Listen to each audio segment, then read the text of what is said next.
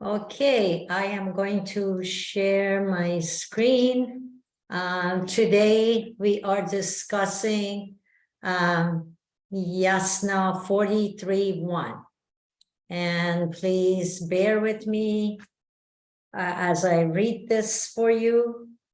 Ushta ahmai yahmai ushta kahmai chi. Vase chashians mazdao daoyaut ahuru. Oto vaiti tavishi gatoi vasemi. Ashem dardayai tatmoi dao ormaiti. Rauyo ashish vankeosh gam mananko. And here we have the three translations of this verse.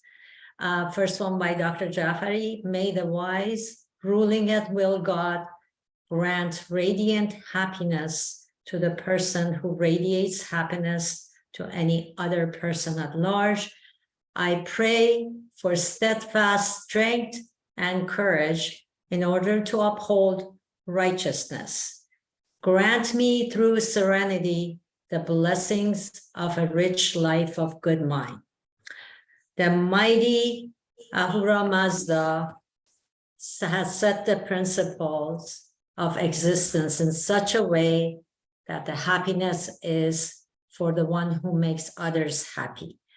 Thus, O righteousness, for the spread of this eternal doctrine, grant me the power of body and mind, so I can, in radiance of serenity, set the foundation for a happy life. This is from Khosrow Khazai. Are you unable to see my screen? I'm sorry, it looks like... No, we can see it. You can't see it. I am very sorry. I thought I was sharing my screen. I apologize. Here we go. Sorry. Oh, wait. Not seeing it. There we go. Now it's working. Now it's working. Okay. There we go. I apologize. I'll read the Khosrow Khazai's translation again. The mighty Ahura Mazda has set the principle of existence in such a way that the happiness is for the one who makes others happy. Thus, O righteousness, for the spread of this eternal doctrine, grant me the power of body and mind, so I can, in radiance of serenity, set the foundation for a happy life. And the last translation is DJ Irani. Happiness be the lot of him who works for the happiness of others. May the Lord grant him health and endurance. For the effort to uphold truth, I beseech these very gifts from thee.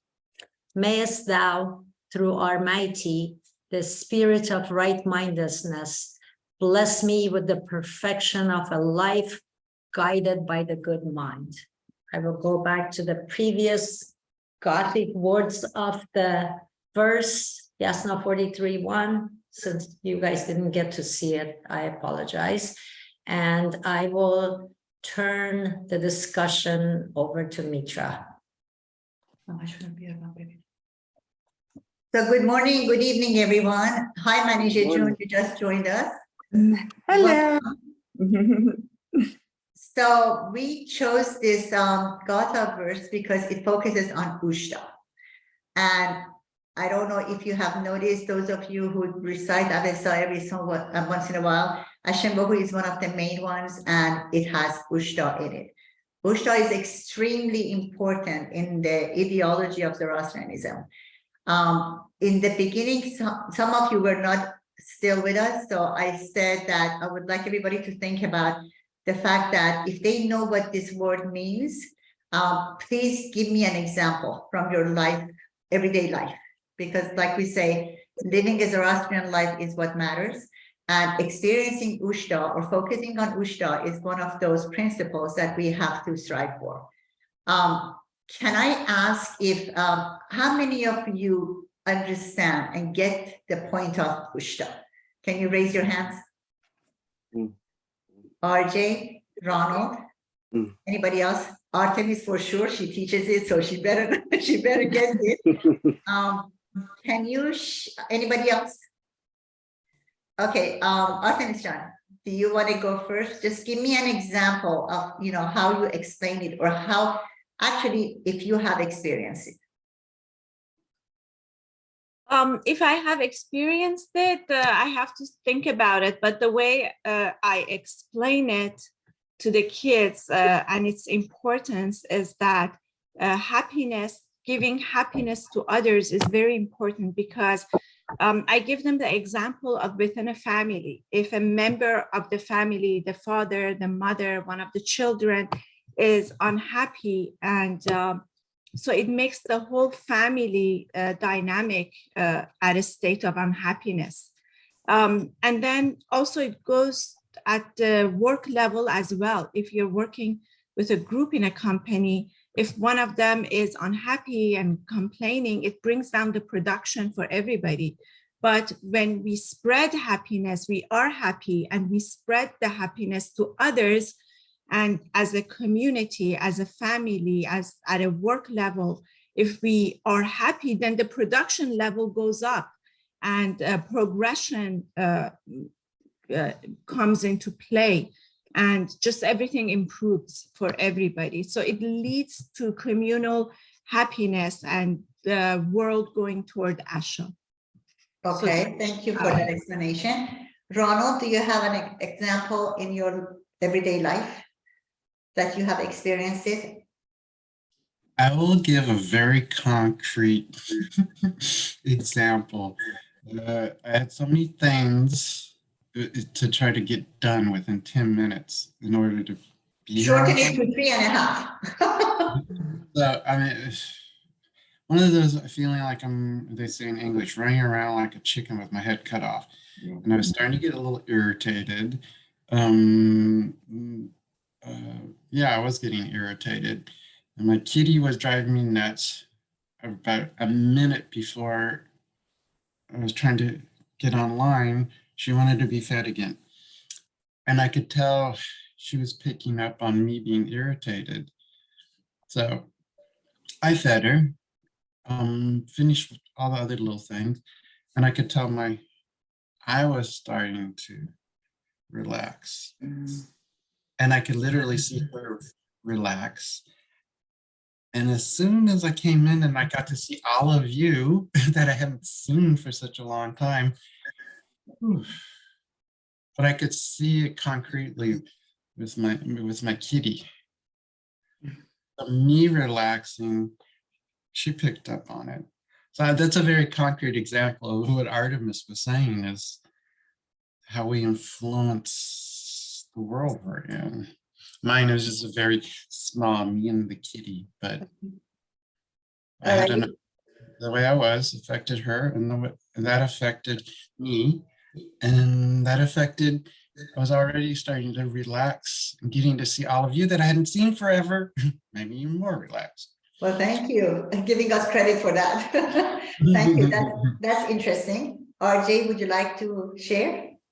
Oh, well, for me, you know, there's so many experiences out there, but I would say Ushta to me is the example of, you know, having your fellow man or woman's best interest, doing everything in your power every given moment to uplift them and to allow them to, you know, be inspired by your kindness and the spirit, you know, of your giving.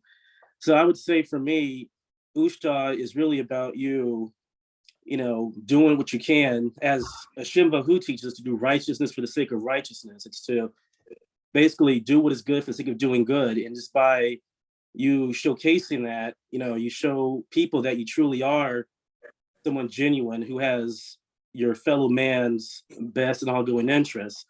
So, you know, for me, get up every day trying to help the poor, help family members, help my sister, you know, with her homework, and, you know, going about making sure I'm a good, upstanding, law-abiding citizen for my community. I see that as Ushta, you know, doing what is best for the people around you, all for the sake of righteousness. Okay, thank you for that. Anybody else had an example that they want to share?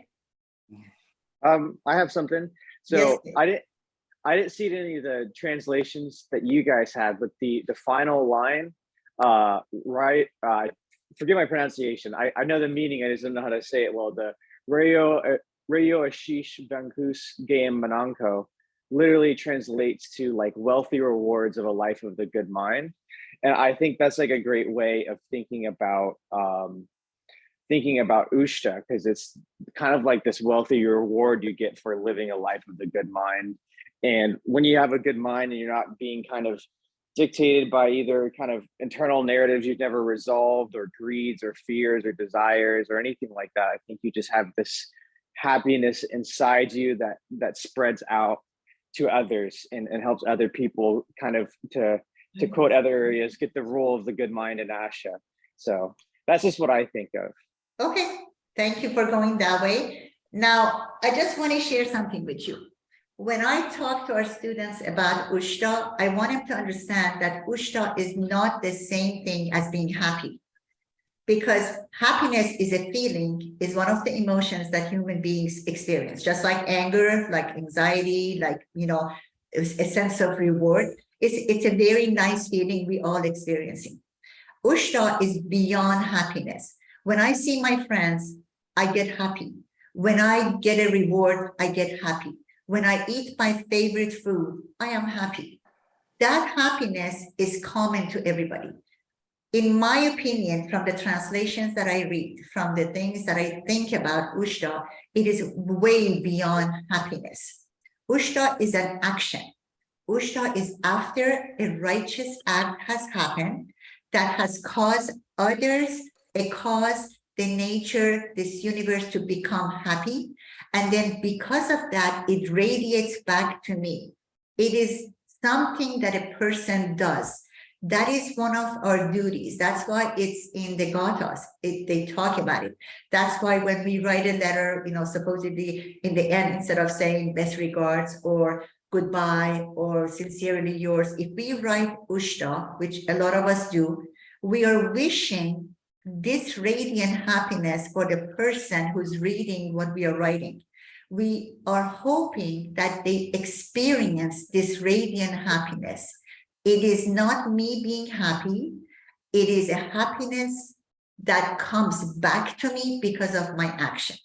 So if I have to give an example, and this is my opinion, like you all have your opinion, which is encouraged. We all have to make up our own mind and our own examples. What happened last night at work to me? So you all know, I have talked about it. I always use my examples from work. I'm a pharmacist. At about 8 o'clock at night, this man, older man, came to the pharmacy to pick up his prescription. He was older. He looked like he was in his 80s. And we took care of his prescription. And at the end, he says, I have a question regarding my mom. And I'm like, oh my God, he's almost 80. How old is the mom? So I looked at his age and he was only like 72, but he just looked older. So he said, my mom has been taking a sleeping medication and now we don't have it. She's out of it for the past 2-3 days. She can't sleep. What can I give her? And I'm like, how old is your mom? And he said, 96. And then I said, okay, 96. She's been taking sleeping medication. Has she been on it for 30-40 years? And the guy was so shy and he had his head down and he said, yes. So I'm like, don't worry about it. It's okay. People take sleeping medication for a long time and she's probably addicted. And I use that word. I use that word so he knows that I know. And I said, so she's addicted to it and now she's having withdrawal. So that's why she can't sleep. There's nothing you can do with over the counter, with your medication, because he said he shared his medication, something else, to make her sleepy. And I'm like, it's not going to work. She's been taking it for 30-40 years. And at 96, you need to keep her comfortable. Had it been a young person, I would not have the same conversation because I'm against people being addicted to anything. It's not a good way of life. But at 96, I recognize at that point that this guy is very embarrassed, admitting to the fact that his mom is addicted to sleeping medication. And I just kept saying, don't worry about it. Just page the doctor, just call another doctor, go to an urgent care, get the medication for her. They're not going to refuse a 96-year-old woman who's been on a sleeping medication at this age. They're going to give it. And all of a sudden, I swear to God, I have never seen anything like that. His face, his old face, lighted up because he was too embarrassed to ask. And now I'm telling him, don't worry about it. It's okay. It happens. She's 96. Give her whatever she wants. And he kept saying, thank you so much. I will do that. I just didn't want everybody to know that my mom has been taking this for so long. I'm like, it doesn't matter. At her age, it doesn't matter. So just go and get her help. And then as he was leaving, his face was lit up and he left. And that's the fact that for whatever reason, I comforted him, made me happy because I saw that he was relieved. I call that ushta. I was so happy that just my words of just, simple words, not don't worry about it. It's okay. Go get it.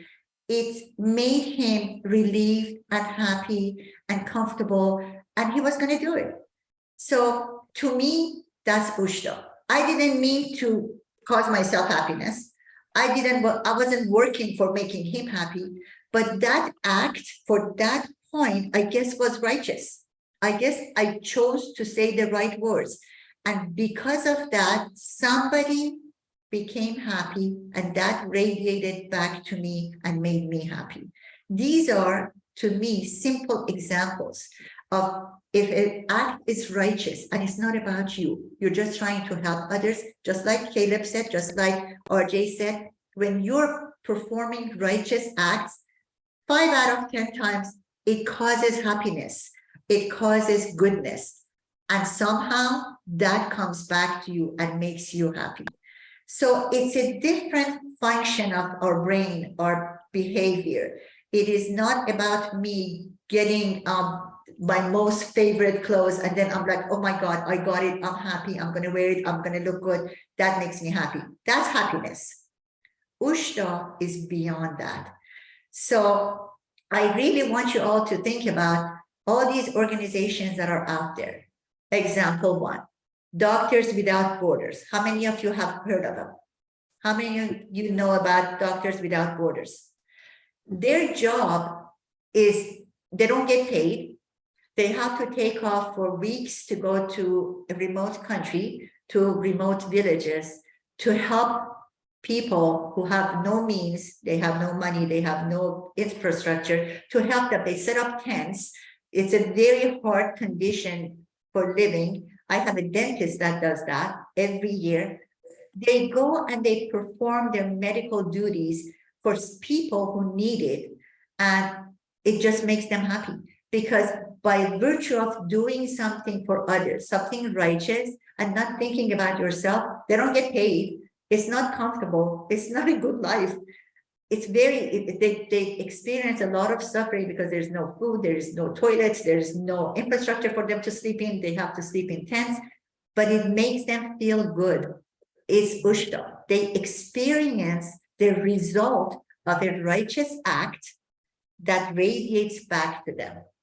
So that is the difference between ushta and being happy. It is way, way beyond that. I hope I made, I mean, this is, like I said, once again, Zoroastrianism is what you make of it. It's how you perceive it. It's how your good mind takes it in and acts on it. And that has always been the way that I have looked at ushta.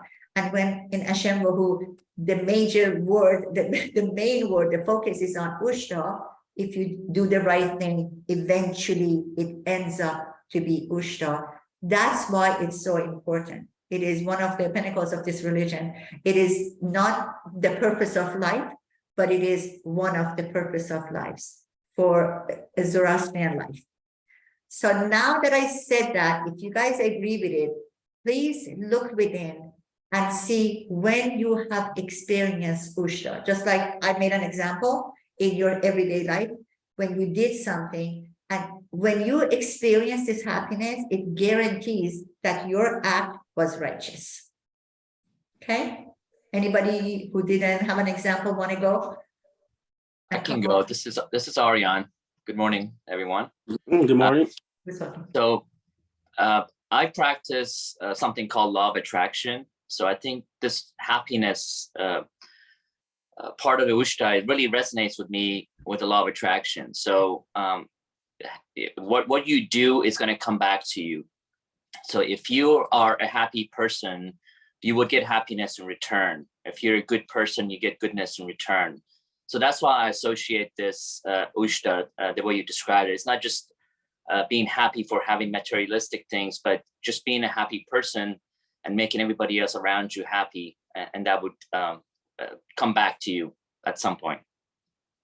Over. Yeah, that's true. But just because you're happy, which is an emotion, some people are born happy. Good for them. But most people have to have a reason. I agree that a happy workplace starts with happiness. But think about it, it's also a very righteous act. You have to, just because you're smiling doesn't mean that you're happy. People who are happy, they do good things. They joke with other people. They take the pressure off of them. Just because I smile doesn't necessarily go around and radiates. As long as, in my opinion, that's how I, talk about it. If your happiness is contagious, that means you're doing something. You can't just walk around with a smile and make other people who are stressed, who are overworked, who have agonies in their life, who have stressful situations in their life to become happy. Some people take offense on that. Some people say, oh my God, why are you always smiling? I am so miserable. I am so tired. I am so stressed. So sometimes it backfires. However, if you're happy and you just purposely do something to make others happy, in my opinion, that counts as Ushta because it comes back to you. But just because you're happy, that's not an act. That's also, once again, what I'm saying is that that's good, but that is not Ushta. Ushta is going beyond. Ushta is a righteous act that causes happiness to spread. You have to do something. It's something that you actually do. Anybody else? Manisha Jan? Thank you so much, Fariba, for explaining Ushta. Mitra, Mitra, I always mix up you both. I'm so sorry. You're twins. You always are together. That's okay. We are one voice. You got it. So actually, what you're bringing, when I was reading Gatha's, that resided with me a lot. It's more the serenity. So it's what the happiness, the inner happiness is combined with serenity rather than just, as you said, the express of the feelings that, okay, I'm excited, I'm happy because of this happened to me. So that inner peace only can happen when you're surrounding with, you spread that serenity and that happiness. So the way I see it, and please correct me if I'm wrong, because this is my very first exposure to Ushta and all of Gatha's. And so the way I see it, it's serenity and bringing the word of happiness to surrounding and to all the people around you, rather than just focusing on simple occasions. Very good. You know what, when you're saying serenity, and I'm just going to compare that to being in a happy place. If you're very happy and you're you're in a place that other people look at you and they become more at ease, and they become happier. That is one scenario. The other scenario is when you don't even intend to be happy. Another example from my work, about a year ago, this young mother walked into the pharmacy crying. She was bawling. She couldn't help herself. She came and she was very, very extremely upset because her daughter, 6-month-old, they tested her. She tested positive for COVID. And there was no vaccine back then. There was nothing. And, it was very rare for kids that age to get COVID. And she was so upset. I don't know how she drove to the pharmacy at night, but she did. And she was just asking, what do I do? What do I do? My doctor is not responding. What can I do? And she was so upset that it upset me. And I got out of the pharmacy. I went and hugged her, and I didn't mean to. I wasn't happy. I was extremely sad for her. And I started crying with her. But then I'm like, you know what? The first thing you have to do is to calm down. Calm down. There are no bad reports on kids.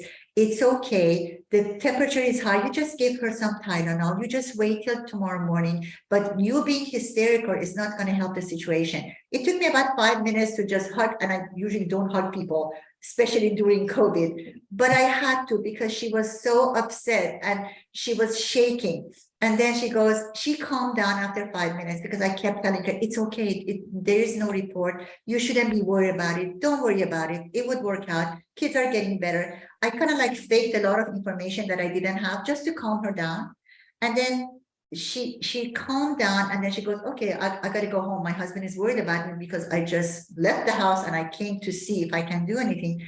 And I told her, you can't drive, just have a seat. I'll call your husband. He'll come and pick you up. You can't drive in this condition. So I was just sitting with her, and I was crying. I mean, I'm a crier. So I was upset, but I calmed her down, and I just did it because it was organic. And then after 10 minutes, the husband shows up, and he was okay. He took her home. As she's leaving, she looked at me and just thanked me from the bottom of her heart for calming her down. When she left, I was so happy. And you know what? She wasn't happy. She was just calm. But the fact that I made her go from 10 in stress to 2, it made me happy. That was Ushta.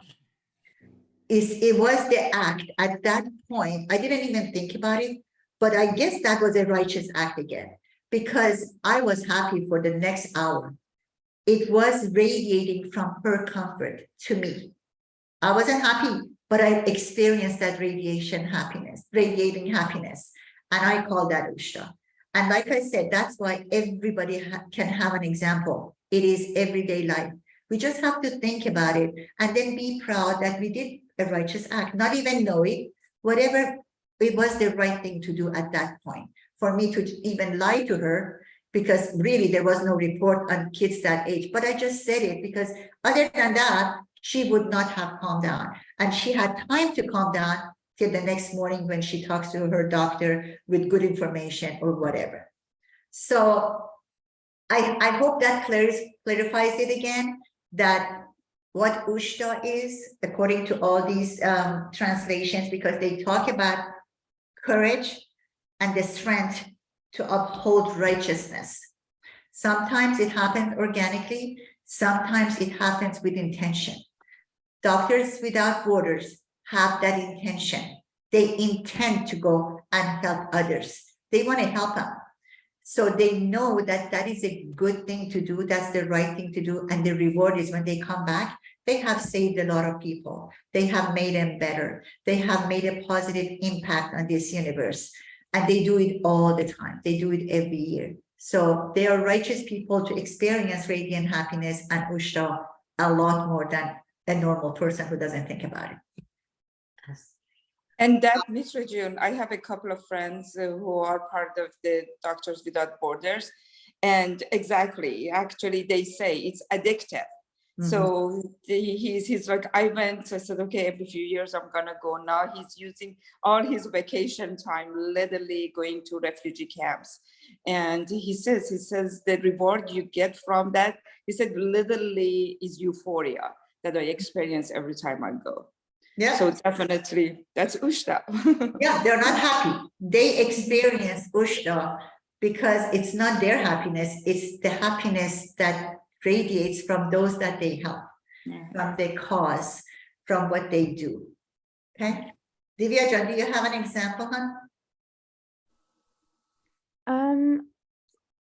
I think it relates to what everyone sort of said, but I do, I guess, Ushta when I'm at work because I work in a hospital, so helping people feel comfortable or reducing stressful situations. But I also volunteer at a rabbit shelter, I like to help animals as well. I guess I just thought it's a bit different than helping humans all the time. So I like to go there, and when I like what Manny J said, like when I go there and I give up my time just to help animals, I feel I don't know, I feel very emotional, but in a good way. Like I can't explain the feeling, but it just feels very nice.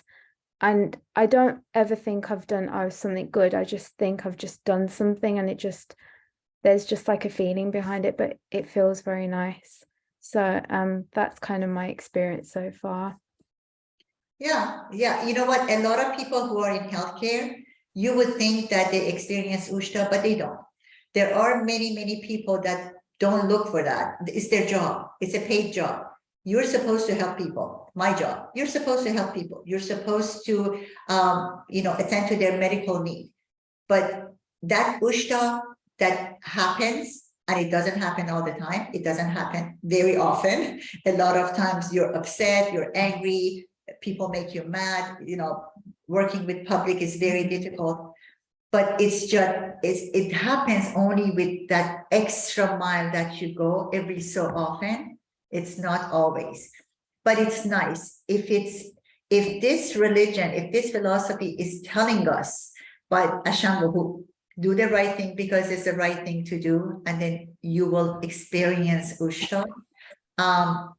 This just makes us more empathetic, more careful about the words we choose, the way we work, just to experience that. It is a duty to go that extra mile, but it's not part of our job because we get paid for the bare minimum. Do this, do that, clock in, clock out, bye-bye. And those who actually go that extra mile experience Ushta. And that should be encouraged because it is such a good feeling and it is such a good thing to do because from start to bottom, it's right. It is the good thing to do. Ronald, you have your hands up, yes? You did answer part of a question I had, but it's righteousness for the sake of righteousness. And that is, I'm just in my head trying to figure out it's something more. It's just without any reward, I guess. You just do what's right. I guess that would be a combination of using Asha at the same time. But is that would you say that's a correct way of thinking? It's not for my sake that I want my ego, I want to be happy, but just because it's the best thing to do. Yeah, doing the right thing because it's the right thing to do. Like in my example, when I went out of the pharmacy, I'm not supposed to. When I hugged that lady, I'm not supposed to. When I'm telling her, don't worry, there's nothing, that's not what it's supposed to be. But at that point, it was the right thing to do, and the result was right. My intentions was not to give her 100% correct information or to tell her concretely what to do because I didn't know. There was nothing out from CDC. But at that point, the right thing to do was to calm her down as a mom.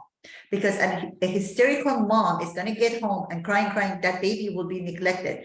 The poor husband was down the street, didn't know where the wife goes. So at that point, I did the right thing because it was the right thing to do. There was nobody else that would have done that. Had I not gone out there to calm her down, she would have stayed hysterical. She would have done something that she shouldn't have. I don't know. But at that point, that was the right thing to do. And I know for a fact that a lot of my colleagues would not have done that because it's against the policy. It's, they don't care. It's not their job. They have other things to do. A lot of people wouldn't have done that. I'm not saying that I'm an angel, far from it. But for some reason, at that point, I did the right thing because it was the right thing to do. And I did experience Ushta. So I do stuff like that all the time. It doesn't end up in Ushta all the time. Trust me, No, I get complaints too. Causes a lot of. As a therapist, I can relate to that example because we have to you have to be careful of touching somebody. And actually, that your example is the right thing to do at that moment was to get her to calm down so that she can Yeah. be more rational.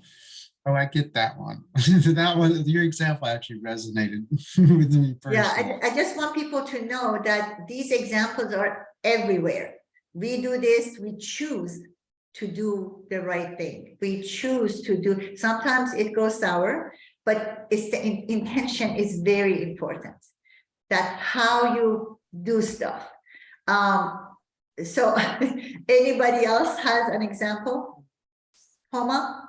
Mm. Homa-chan? Would you like to share? I guess I'll go. I guess I'll go. Go ahead, Orchi. Oh, well, there was 2 instances in the past 2 months for me where, especially since we live in times that are very hard and people are in dire straits. I remember I was at a supermarket and I saw a man, with 2 girls. And, when I saw him, he looked like he was disheveled. Like you could tell he was homeless, feeling hard times. And he was trying to buy simple things like milk, bread, food, for his family, because I knew he was homeless. So I was probably about fourth in line from what I remember. And as he's up there, he has the last bit of change he has. I think he only had maybe $30, but what he wanted was more than the 30. So it was probably $2 more than what he's being charged for. So he's up there struggling, find any penny, any quarter he can to complete his transaction. And apparently he was short. And there's so many people in front of me, those 4 other people, and nobody would step forward to help the man. The man was panicking, and you saw he was embarrassed, and you saw even saw his daughters looking like we may not be able to have food to eat tonight.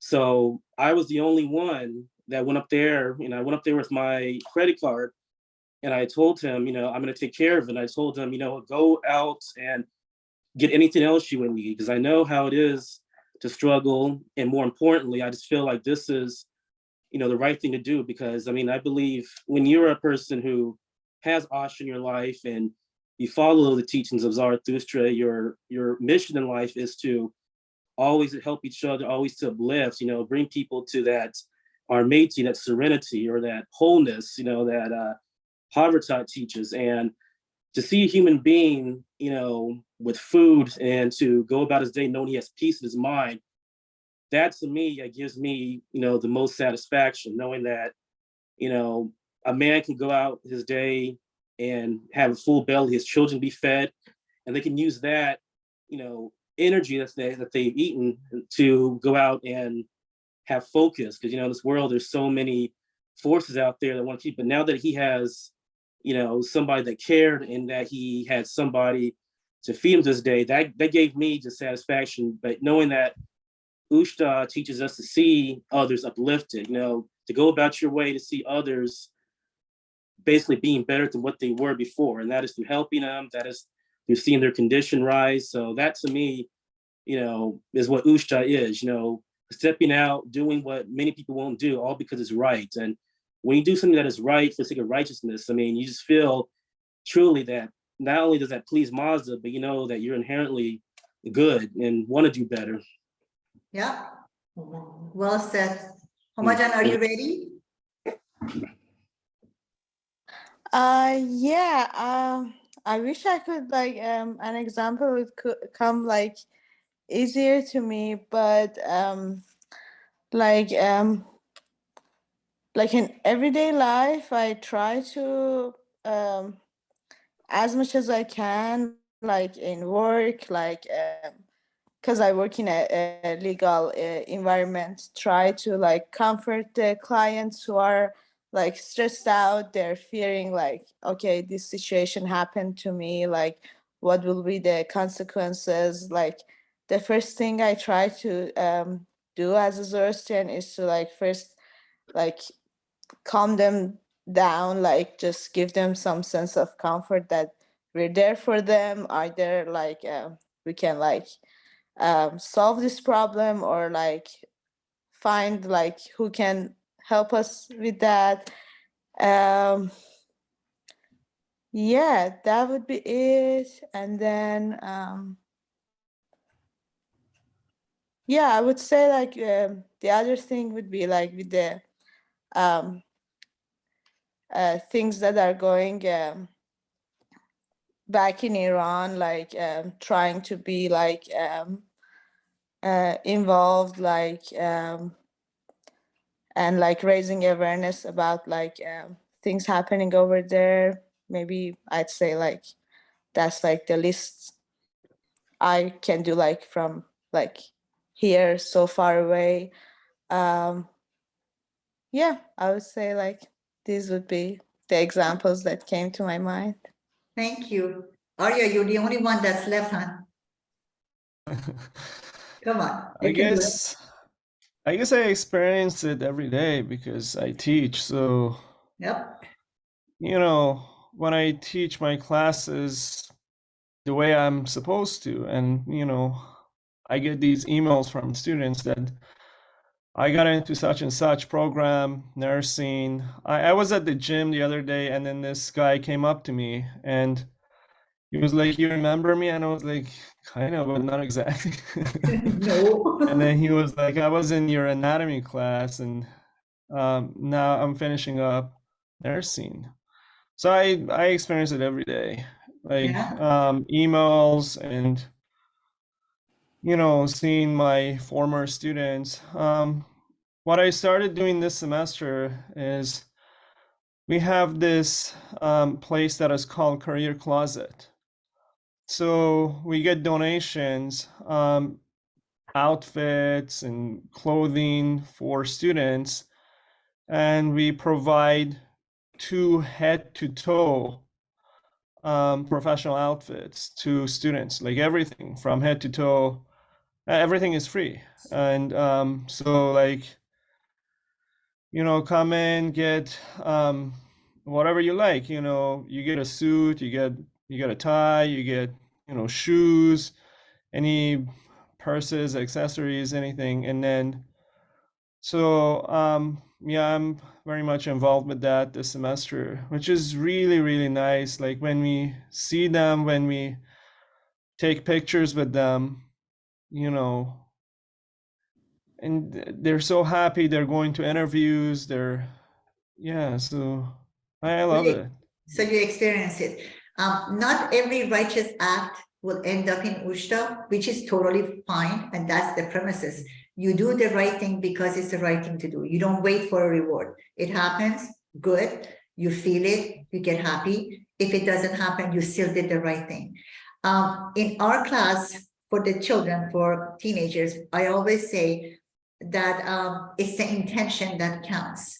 You have to intend to increase Ushta in your life, in other people's life. It is not what it's given, it is what you put into. And if you ask a Buddhist, what is the purpose of life according to Buddha? The answer, because we went to a monastery and they discussed it, and I personally asked a monk, what is the purpose of life in Buddhism? And this monk, he was in Thailand and it got translated. They say that the purpose of life is to end suffering. So the assumption is that there's a lot of suffering. Yes, there's a lot of suffering. But their purpose is to minimize it, is to, to get rid of it, to end it. If you ask a Zoroastrian, what is the purpose of life? Besides the fact that we are supposed to progress this living, it is to experience Ushta, happiness, to increase happiness versus ending suffering. They may seem the same, but they are not the same. Ending suffering is not the same thing as promoting Ushta, promoting happiness. So purposes are different. The ways of achieving is different. And as long as we know that this is one of our duties in this world to increase Ushta, and we are mindful of that, we can do more righteous acts. It's not always that we plan it, but if we have it in the back of our mind and then we experience it and we go, oh my God, that was Ushta. So maybe I should do this more often. because it comes back to me. I'm doing it for the sake of others. It's always, Ushta is always done for the sake of other things, other people, other plants, other causes, other countries. It's not about me. But when you experience the result of that righteous act, that happiness comes back to you. It doesn't start with you. I just want everybody to understand that. Regular happiness starts with me. You know, with your child. Your child is having a happy meal. They call it a happy meal from McDonald's because the second they see it, they become happy. It's about them. But Ushta is an act that causes happiness and then it comes back to you. That is the difference between the two. I just hope everybody understands it. And it always has courage, strength, serenity, love as ingredients that go into that act. If anybody has any comments, please share. Like, yes, Manager John. You're bringing such a great point, Mitra Jan. I was involved actually with Buddhism when I was looking for a spirituality and guidance for spirituality. And this is what I explained to my family. And I'm so glad you reaffirmed what I said, that what I learned from Buddhism is you spread kindness. With Zoroastrianism, you spread happiness. But how can you spread happiness without kindness? So it definitely come together. But putting the focus and the attention to Ushta and happiness definitely takes away that negative energy, that suffering that comes with it, that I'm just spreading kindness. So thank you so much for explaining it so well.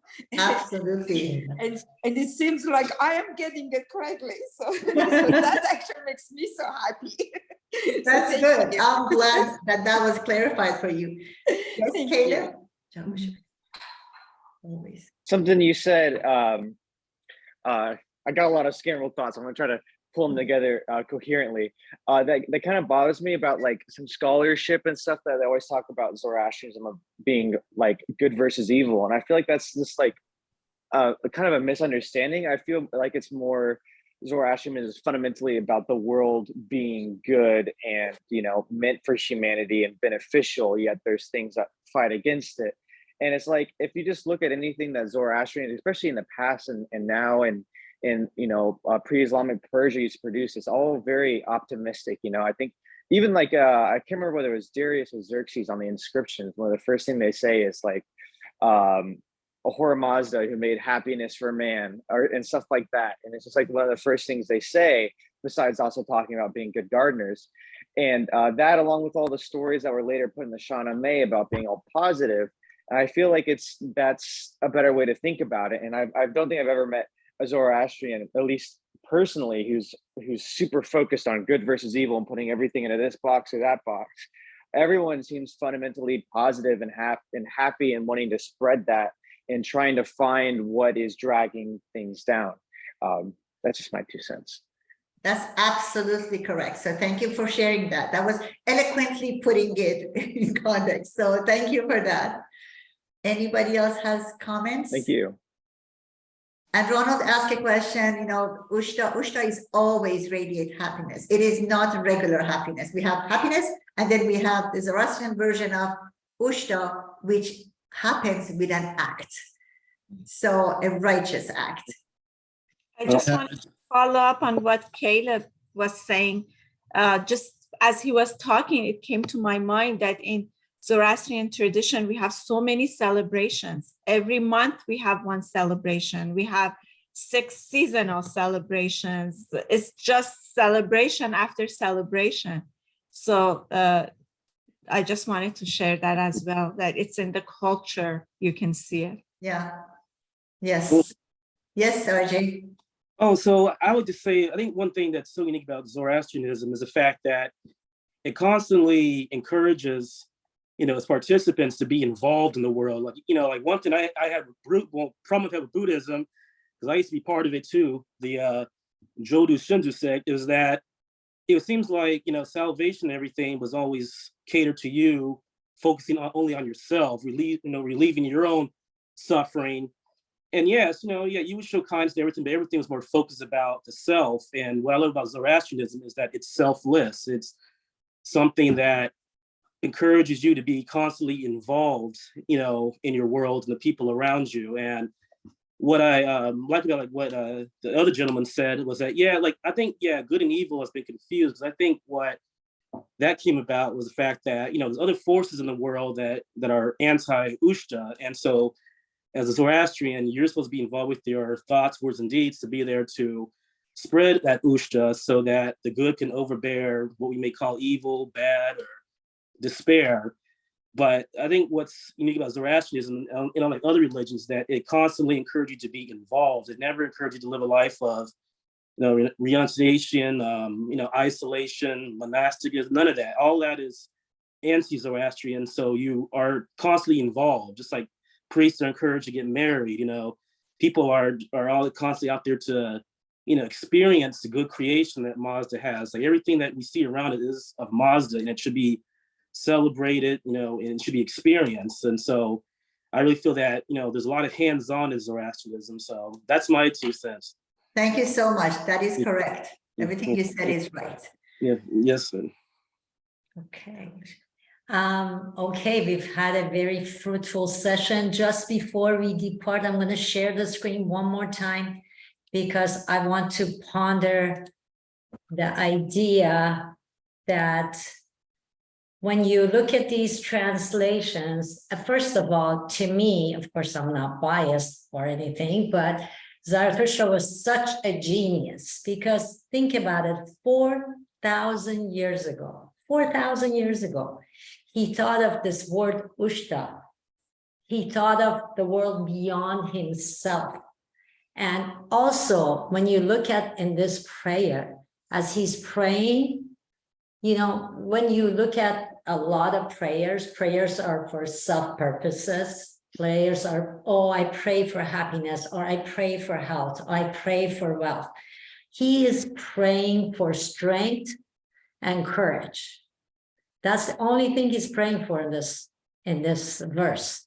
He's not praying. So in other words, the strength and courage is so he can radiate happiness to others.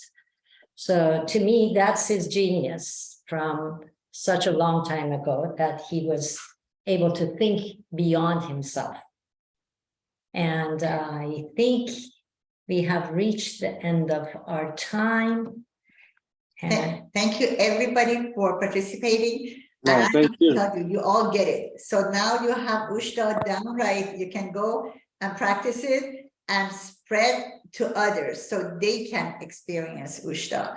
And just share. In my life, whatever I learn, I don't care what it is, I like to share with other people. So may you be among those who spread Ushta and to teach others what Ushta is and how rewarding it can be in your life. Thank you so much for coming and hope to see you guys later. have a good rest of the weekend. Thank you. Thank think you Oscar so has much. his Yeah, hand love up. you guys. Everyone. Do you want to get Arya? He has his hand up. Okay. Oh, I have a more last minute question. Oh, you'll see. Sorry, Okay, I'm go a ahead. bad student. No. Let me lower my head. Yeah, I wanted to know, I kind of forgot, what was the term, what was the word for community in Avestan? For community? Yeah, it starts with letter V. Because I think I can remember find this out. Just Armanja give me a minute. mentioned it so many times. It's Vezerka or I don't recall. no? Not for community. Anybody else who knows? I can find it. I just it'll take me about a minute or two. We have a Let me minute. We don't It's- want a it's in- student to go away without an answer. yeah, that would Okay, be. it's That in causes stress. okay, I see the go to 46 at the end of line 3.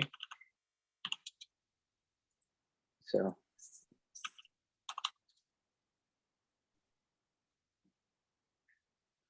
I'm going through Tara Puala's book on a PDF here, so it's a big book. So I'm almost there though. Don't worry about it. 46, 3. 46.3. Yeah, 46, no, 46-1, 46-1, line 3.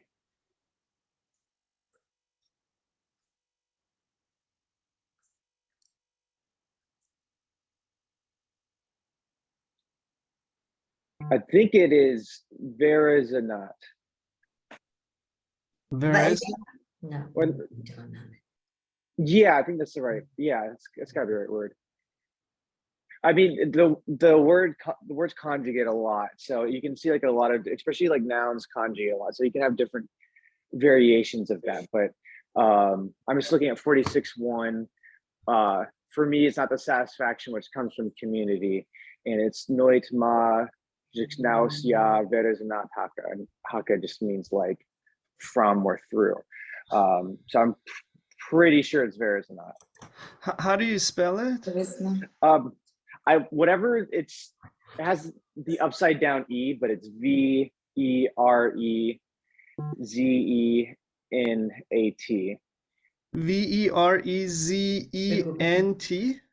NAT. NAT.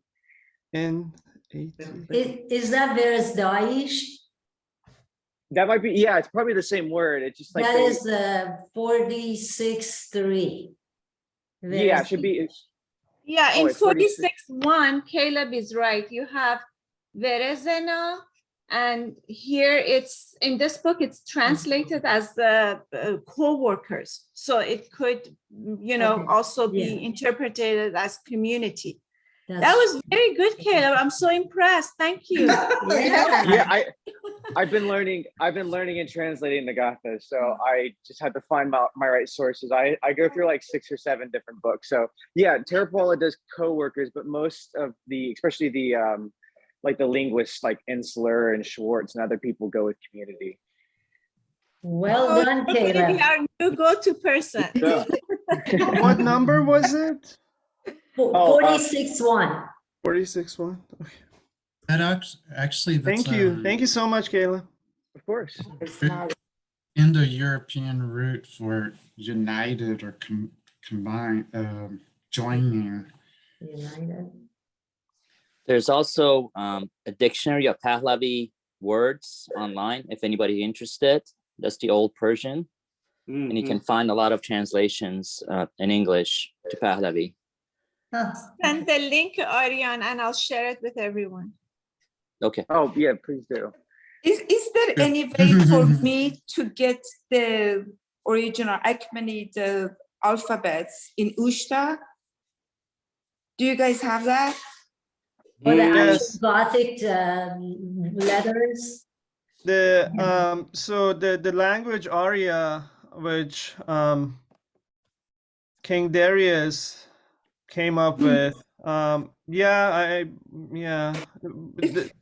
there are a lot of websites that have the alphabet, and Right, there I are a got lot the of translation.